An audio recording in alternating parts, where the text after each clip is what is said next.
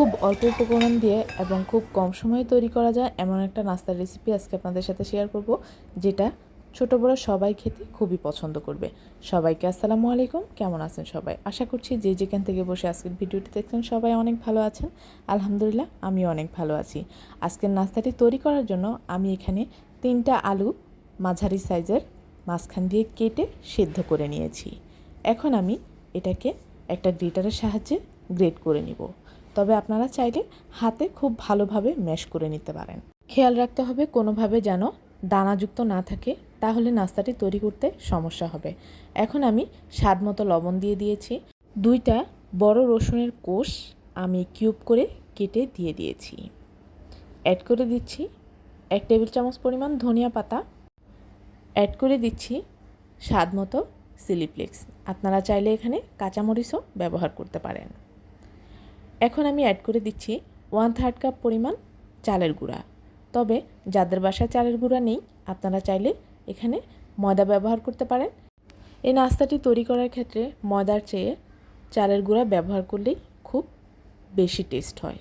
এখন আমি এটাকে ভালোভাবে মিক্সড করে একটা ডো তৈরি করে নিব। আমার ডো তৈরি করা হয়ে গিয়েছে।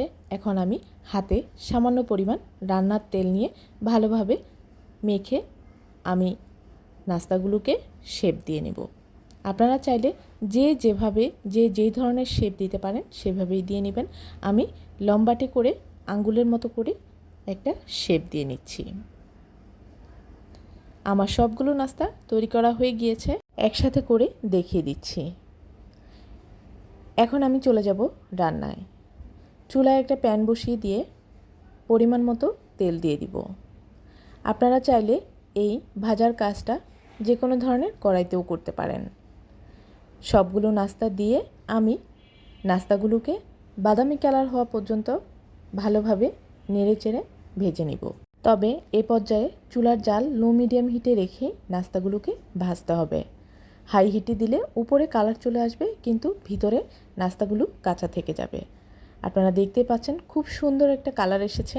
আমার নাস্তাগুলো তৈরি করা হয়ে গিয়েছে। এখন আমি তুলে পরিবেশন করব। সো ভিউয়ার্স, আজকের এই ভিডিওটি যারা ফেসবুক পেজ থেকে দেখছেন, প্লিজ আমার পেজটিতে লাইক ও ফলো দিয়ে কমেন্টস করে জানাতে ভুলবেন না কেমন হয়েছে। আর যারা ইউটিউব চ্যানেল থেকে দেখছেন, প্লিজ আমার চ্যানেলটি সাবস্ক্রাইব করে পাশে থাকা বেল আইকনটি ক্লিক করে রাখবেন, এমন আরও নতুন নতুন সহজ রেসিপি পাওয়ার জন্য। যাদের বাসায় ছোট বাচ্চা রয়েছে, আপনারা চাইলে এইভাবে খুব সহজ করেই এই নাস্তাটি বানিয়ে তাদেরকে দিতে পারেন। তারা খুবই মজা করে খাবে। আমার বাসায় আমার বাচ্চারা খুবই পছন্দ করে। আজ এই পর্যন্তই। সবাই ভালো থাকবেন। আল্লাহ হাফেজ।